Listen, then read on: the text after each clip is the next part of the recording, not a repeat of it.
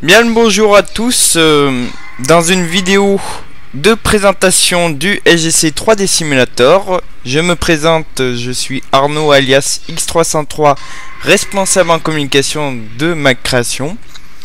On commence avec une activation vers le site alpha, deuxième. Vous pouvez voir donc le fonctionnement de la porte des étoiles, ainsi que le fonctionnement sur l'ordinateur.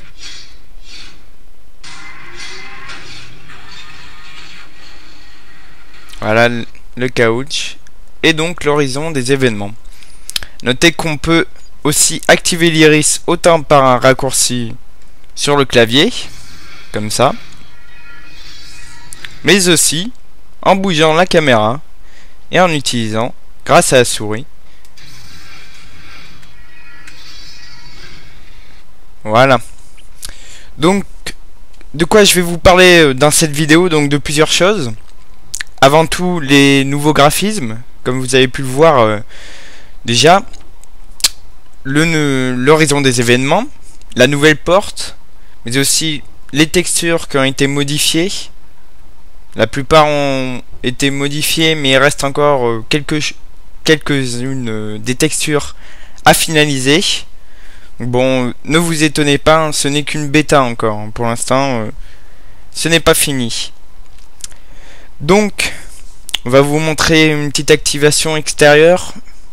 On va commencer avec la grenade choc qui pourra arriver donc par la porte. Donc, je vais laisser donc, on va couper l'activation. Hop, et on va enclencher une activation extérieure. Donc pour l'instant, je peux contrôler les activations extérieures, mais dans le jeu, ça sera aléatoire, normal. Pour les besoins de la vidéo, je peux tout contrôler. Ne vous inquiétez pas.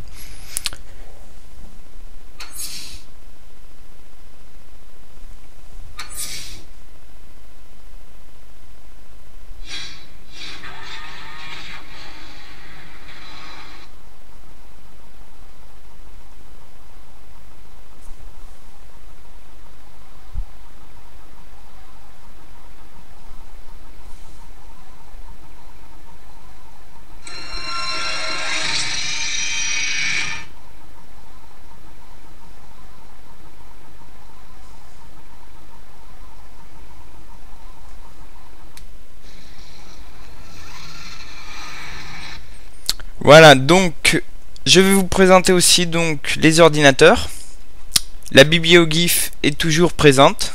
Donc, vous pouvez voir, on peut toujours bouger, changer de planète avec l'adresse présente.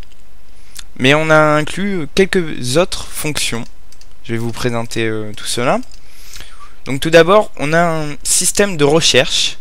Donc vous allez voir, qui peut se faire soit en écrivant un nom. Par exemple, ici Abydos, je lance la recherche et hop, il me trouve directement Abydos. Ça vous permettra de retrouver plus facilement une planète que vous connaissez bien. Autre système, alors que je me trompe pas, voilà. En utilisant le clavier et en choisissant une adresse comme on le souhaite, on peut mettre le nombre de glyphes qu'on souhaite. Donc là je vais en mettre qu'un, on va voir ce que ça va donner.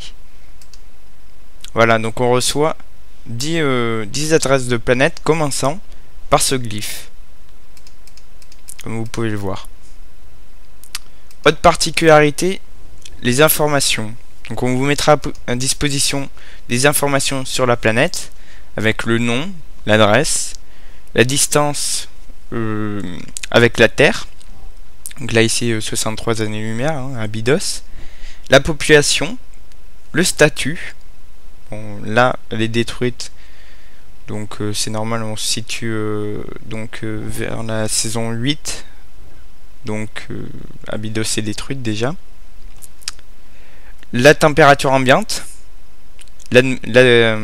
l'humidité, l'élévation du terrain, ainsi que si l'atmosphère est respirable. Donc voilà.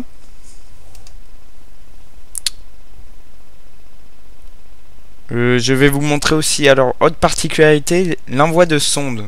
Donc maintenant on peut envoyer des sondes.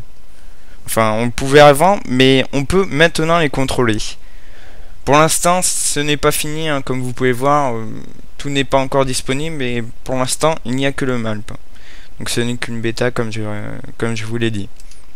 Donc on clique dessus, et tout d'un coup, ça nous affiche la sonde prête. Donc on va retourner dans la vue. Et là, on va pouvoir contrôler, avec les touches ZQSD, le MALP. Comme vous pouvez le voir.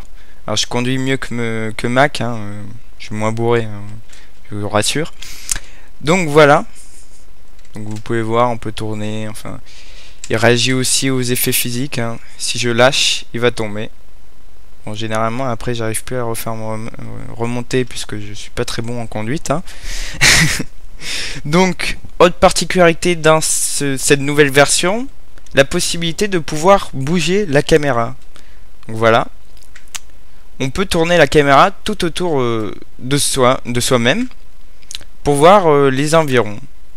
Donc quelques textures sont pas encore finies, comme vous voyez les écrans de télé, où on pourra sûrement mettre des caméras pour observer la salle de la porte, mais aussi la salle de commande si ça se trouve. Ça c'est pas encore sûr, hein. Je préfère pas m'avancer. Vous pouvez voir aussi que des textures sont encore un peu pixelisées, hein. Ne vous étonnez pas, hein, c'est pas encore fini. Alors, je pense avoir fait un peu le tour. Je vous présenterai dans une prochaine vidéo d'autres nouveautés. Je pense qu'on va finir avec une petite activation pour finir. Et aussi la possibilité de désactiver donc la porte après une activation. Donc je l'ai fait au début.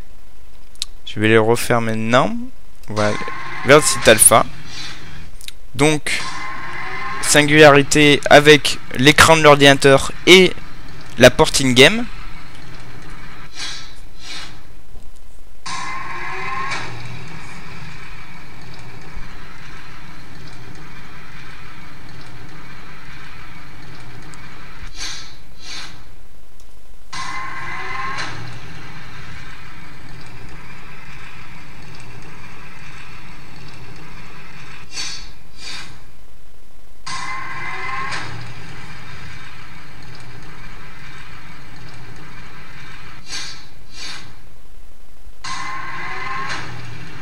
Voilà, on arrive vers la fin. Pour l'instant, les sons ne sont pas encore tous mis au point. Hein, quelques-uns, les principaux. Hein. Voilà.